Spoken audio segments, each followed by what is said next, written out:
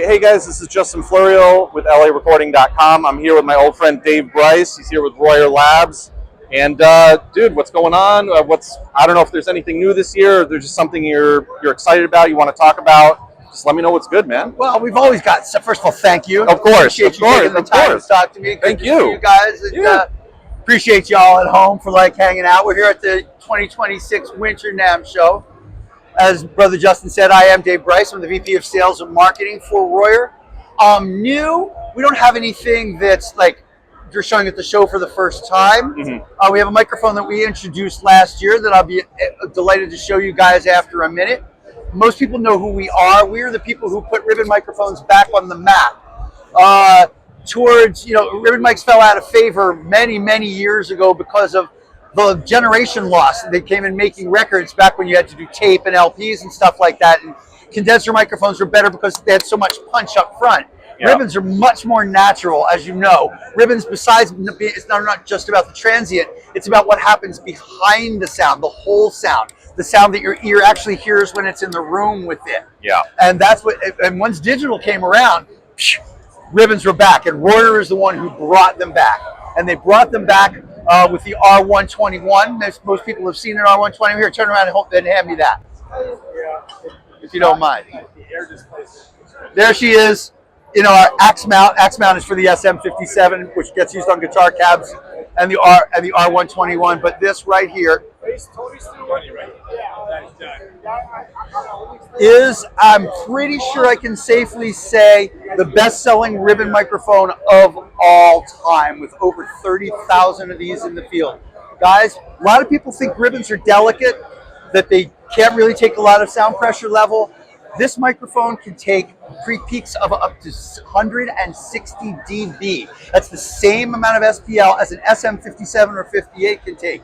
You can't even stand in front of 168 dB without being hurt, but you're not made of aluminum, and our ribbon is. But at Royer, we talk about being the home of the tough ribbon, because there is no ribbon out there that is manufactured the same way as ours. Our ribbons are all like 2.5 microns, where it's like, for example, AEA would be 1.8 and Coles would be 0.6, a lot thinner and more delicate. But our microphones are known for being able to be jammed up into like guitar cabinets, and I mean up into it at full volume with no distortion, which is a beautiful thing from a recording point of view, not just because of no distortion, but if you're going to re-EQ the sound, as you EQ sounds and open them up with filters, any distortion that might be in the signal gets opened up along with the signal. This doesn't happen with ribbon microphones. If you can take a look back there, we have many versions of this. This is a passive mic. Right back there in the 122, you can see it's a little taller. It's an active version of this. Over next to it across the way is the 122V. That's our valve version.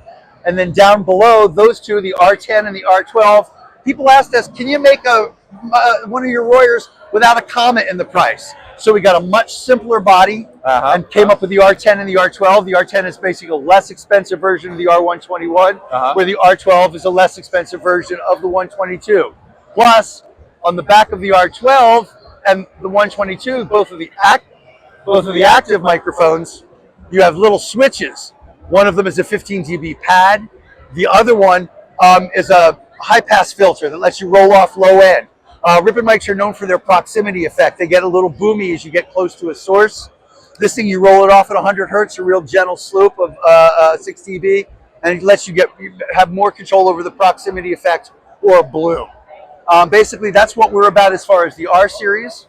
In addition to that, we also make, behind that pretty lady, you see that black mic up there, that's one of our SF microphones. The SFs have a thinner ribbon. They're 1.8 like the AEAs, but they have a thing going on in there where, if you take a look at my shirt, this is an R series ribbon transducer.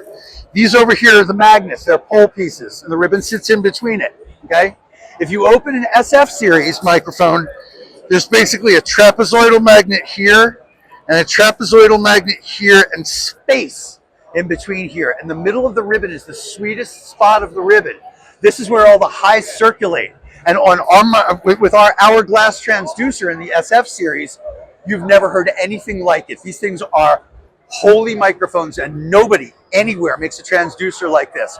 Our stereo microphones are more expensive than most stereo ribbon microphones, but this is made out of 32 individual hand-built pieces. It takes like an hour and change to make each one of them. And this basically in this instance, excuse me guys, can I get in here for just a second? I'm sorry. This is an SF passive, an SF12 is a stereo passive microphone that you can do Blum line with. It's got north, south, east, and west. It's basically two ribbons like this. Then down here you have the active version. This is the SF24. This is a holy microphone. This is a holy grail of microphones, the SF24.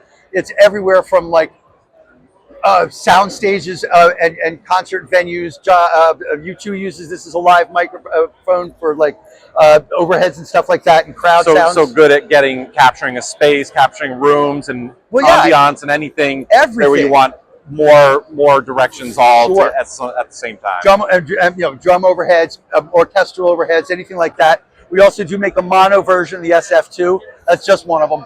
Yeah. But these all use the hourglass transducer, where all the rest of these use this, the R series transducer as well.